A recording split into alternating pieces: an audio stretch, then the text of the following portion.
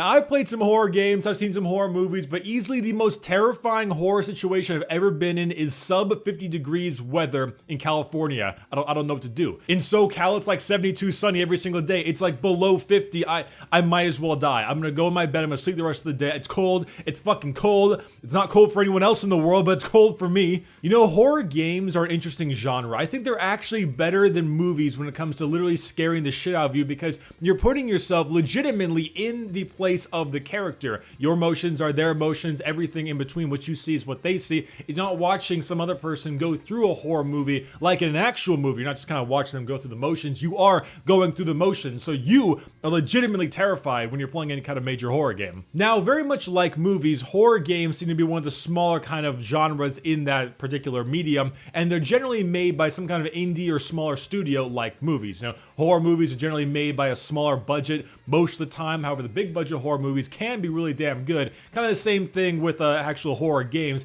Indie developers make a lot of horror games, jump scares here, there, and everywhere, and then sometimes you get big budget horror games like Alien Isolation, the new Resident Evil, and Outlast. And if you know anything about me, I am a total bitch. I cannot play or watch horror for the life of me. I am such a little fucking child when it comes to horror stuff. I'm just sitting there like, stop, please, no. I don't wanna. I don't know why this is the case. Maybe I just wasn't exposed to enough horror shit when I was a kid, but any kind of major jump scare in movie, game, anything, I can't stand. I hate jump scares so much. Long, creepy tension, things like that, I'm solid for, but jump scares specifically, I cannot handle. It gets at me, which is really rough because there are certain horror games that have a lot of production and a huge quality level to it that I really want to play, but don't know if I can actually physically get through them. You see, with a game like Alien Isolation, right, out of the 12 to 15 hours of it when I did my playthrough way back when, it was only about maybe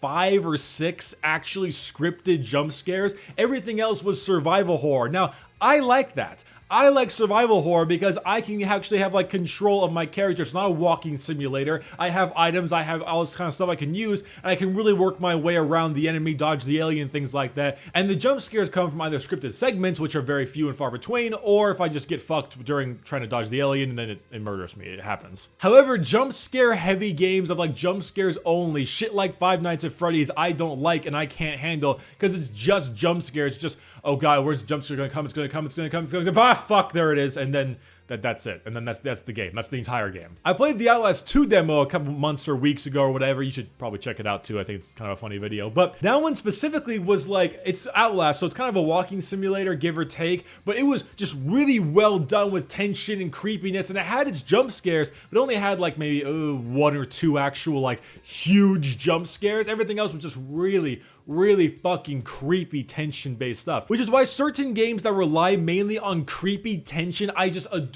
Silent Hill 2. Silent Hill 2 was just a phenomenal game. It had so few jump scares. It was just creepy ass like, okay, hey, you know, let's look at this room. This room looks pretty regular. Let's go in the bathroom. Okay, bathroom's pretty regular. Go back into the room. The room's covered in blood.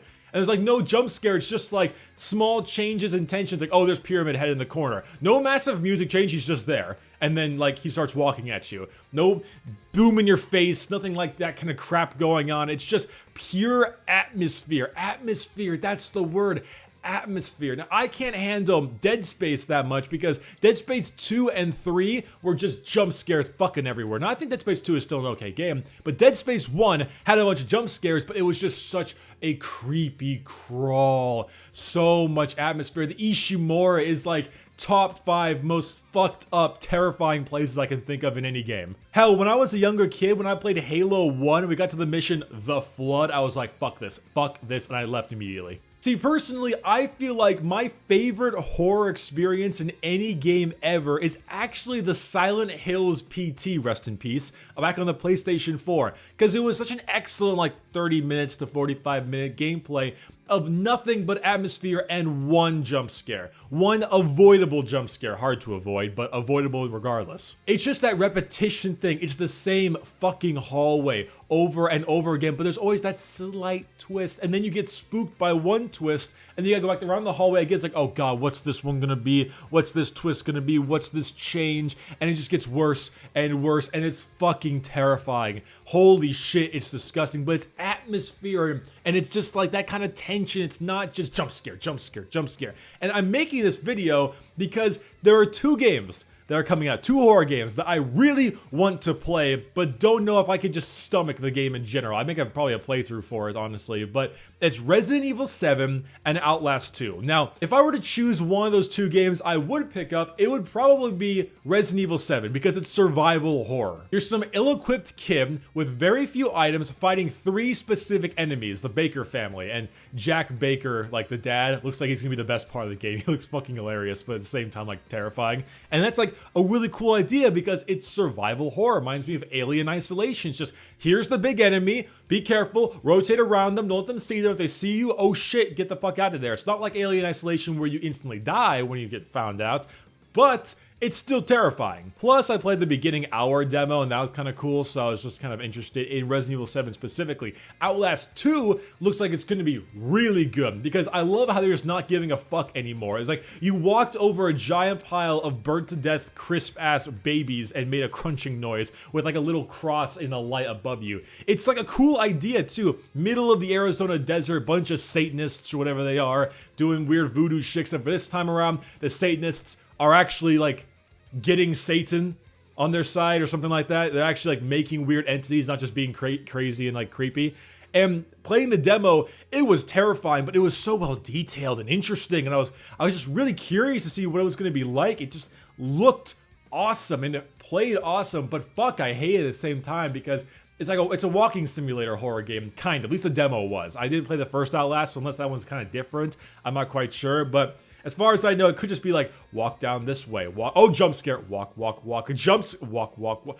And I don't really kind of want that, but at the same time, it looks like a really cool game. So I don't know, I'm making this video specifically to talk about like horror games, my thoughts on them, and also just specifically those 2 games that I really want to play, but don't know if I can stomach them in general. Like, I don't know, maybe I'll try Resident Evil 7 a little bit and see if I can handle it, but I don't know.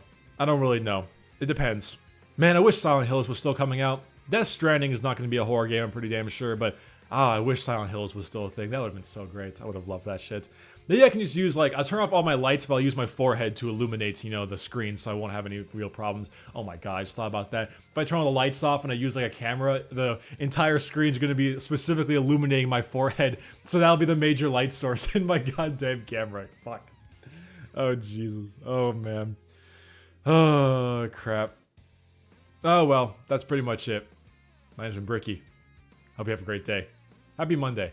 New So You Want a Main coming out this week on Camille, of course. I think either tomorrow or the day after. That's the attempted planned day, but you know, there could always be problems, but that's the attempt. Yeah, alright. I'll see you guys next time. Next Monday vlog. Oh yeah, I got a new skit coming. It's bad. It's really bad. I made a bet with my friends, and I have to do this new skit, and fuck, it's so dumb. It's so dumb. Could be a couple weeks before that one comes out, so don't get excited too early, but, you know, it'll happen. Oh, jeez. Alright, bye-bye.